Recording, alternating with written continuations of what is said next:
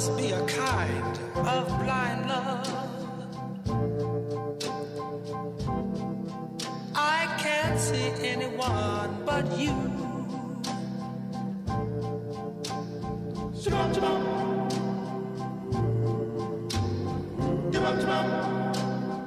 Hello, Josh. Pwede ba tayo magkita mamaya doon sa park na nakwento ko sa'yo? Oo, okay lang. Sige. Kita-kita na lang mamaya. Salamat, pre. Bye-bye.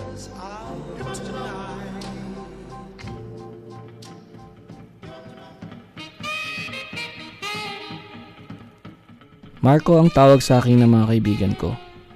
Isa akong manunulat na sumubok gumawa ng isang pelikula kasama ang aking kaibigang cinematographer, si Joshua.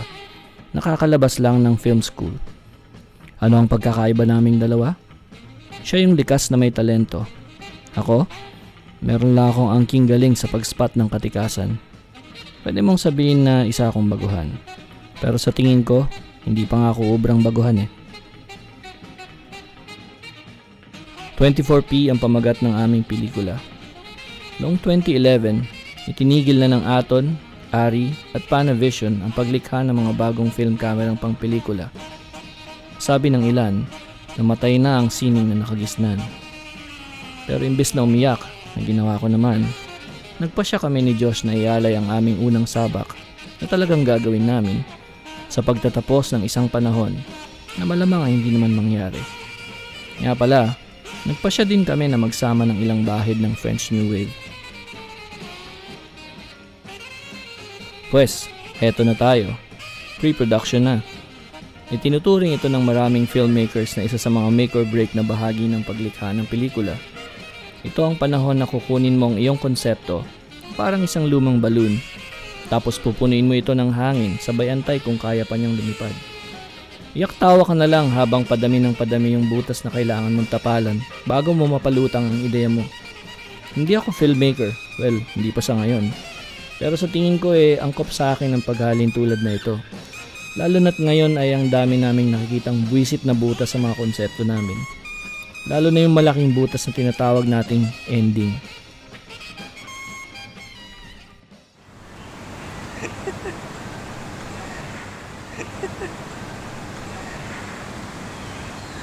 La la la. La la la. La la la. Eh. Napalo, men? Narinig mo ba? Ada? Gak ada suara apa-apa? Josie.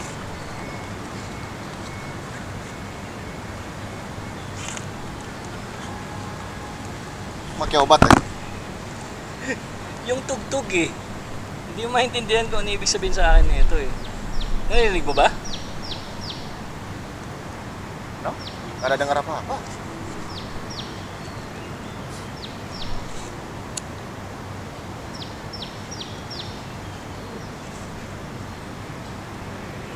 Napanood mo ba yung Pierrot Le Fou? Pierrot Le Fou? Enggak. Siapa na?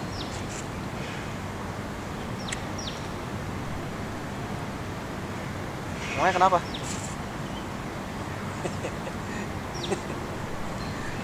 Isang araw, nasa bahay ako.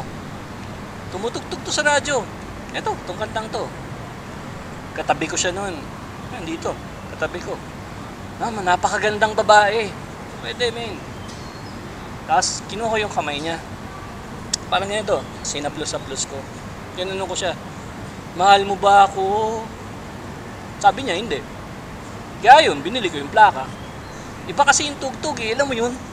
Yung parang pang sarili kong kabaliwan eh. Iba eh, iba talaga.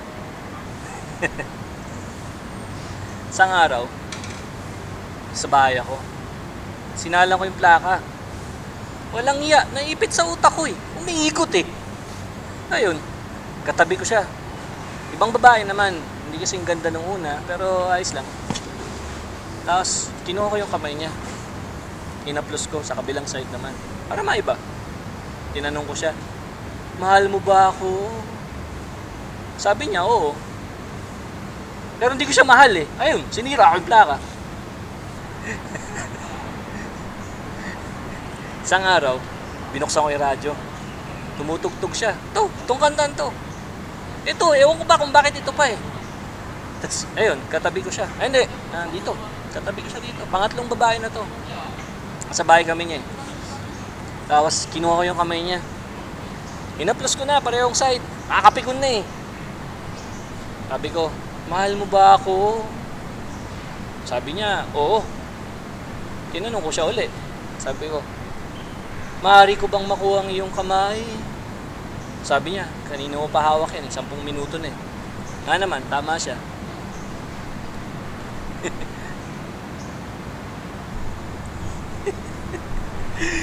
Lalala. So ayun, nakuha ko yung kamay niya. Lalala. 10 taon ko nang hawak eh. Lalala.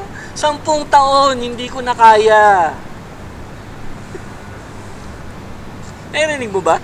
Narinig mo ba yung kanta? Itong kantang to. Hindi mo narinig? Sa tingin mo, nababaliw na ba ako? Sabi mo sa akin, nababaliw na ba ako? Lu udah gila sih. Sabi na eh.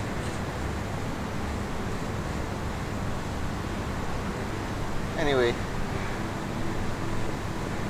buat apa lu cerita ke gue kayak ginian semua? Wala lang. May naalala lang akong eksena. Nakakatawa rin isipin eh, no? Na pwede kang multuin ng mga kanta. Josie.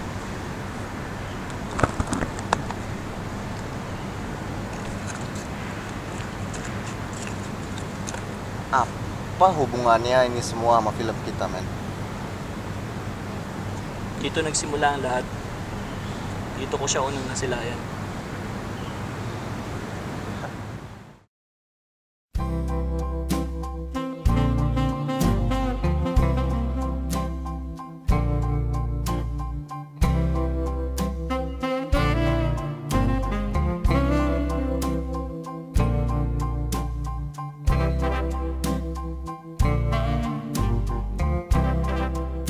Nagbabasa ako sa part nung dumaan siya sa harap ko. Doon pa lang alam ko na mayroong kakaiba sa kanya. Kung normal lang ako na lalaki, nilapitan ko agad siya pagpasok niya pa lang sa makulay na eksena. Pero hindi ako normal eh.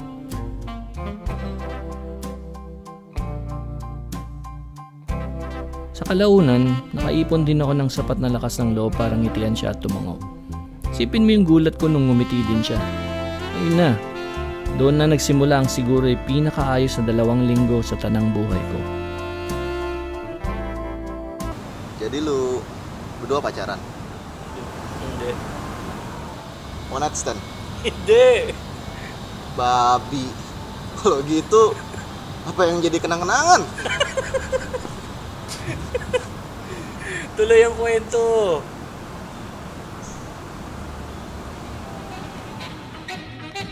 Sabihin na lang natin na madalas kami magkita ng 2 linggo na yun. Minsan mas maaga siyang dumarating kaysa sa akin. Minsan mas maaga ako.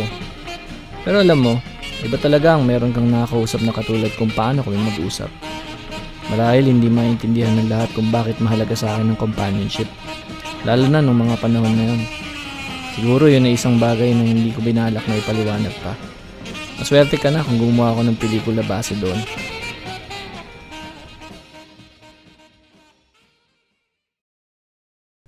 Dumating ako isang araw at wala siya. Alam ko na naman na mangyayari yun eh. Pero akalain mong may kakaiba akong naramdaman nun. Baka naman meron siyang boyfriend na nakatampuhan lang niya pansamantala.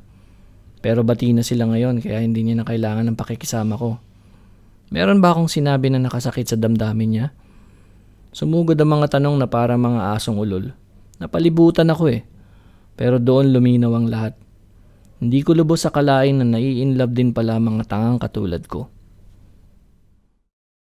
Nagdaan ang mga linggo pero wala pa ding balita mula sa kanya. Pero dumating ang isang araw na may natagpuan akong isang sulat sa bangko. Tumalo ng tibok ng puso ko nung nabasa ko yung mga unang salita at bigla akong realize na galing sa kanya yung binabasa ko. Ibinilin niya na magkita daw kami kinabukasan. Nakaranas ka na ba ng mga pagkakataon kung saan nahuhuli mo ang iyong sarili na nakangisi hanggang tenga na parang Cheshire Cat lang? Isa yung gabing yon sa mga ganong pagkakataon. Tapos ayun na, doon ko na siya narinig. 是 Do-Up 系列由 Flamingo 带来的 I Only Have Eyes for You。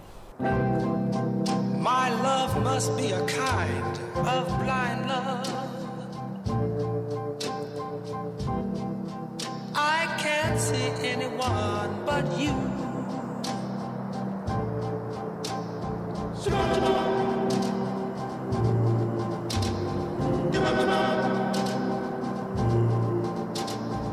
Hindi siya sumipot. Nagantay ako ng 7 oras. Hindi ko din talaga alam kung bakit tumagal ako ng ganon. Siguro, pilit ko sinabi sa sarili ko na hindi naman ganun kasama yung nangyari. Siguro, sinasabi ko sa sarili ko na wala naman talaga nung simula pa lang. Siguro, lagi na lang madaming siguro. Siguro, isa lang akong tanga na hindi marunong makakita ng kahulugan kahit nasuntukin pa ako nito sa muka. Ang masamang karanasan ay isang eskwelahan kung saan ang mga tanga lang ang paulit-ulit na pumapasok.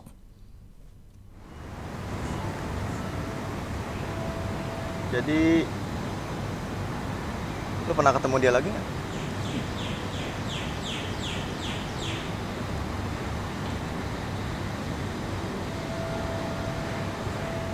Nga pala, Josh. Alam ko na kung paano tatapusin yung pelikula natin.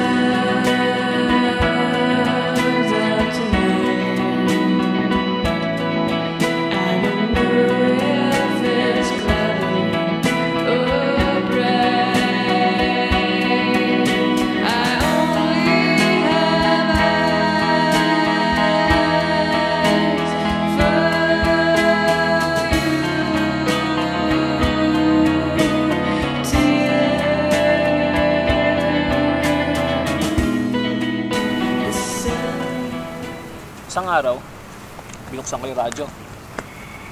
Yun, tumutugtog na naman siya. Yung kantang to eh. Bakit ito pa? Ayun, katabi ko yung babae. Oh shit.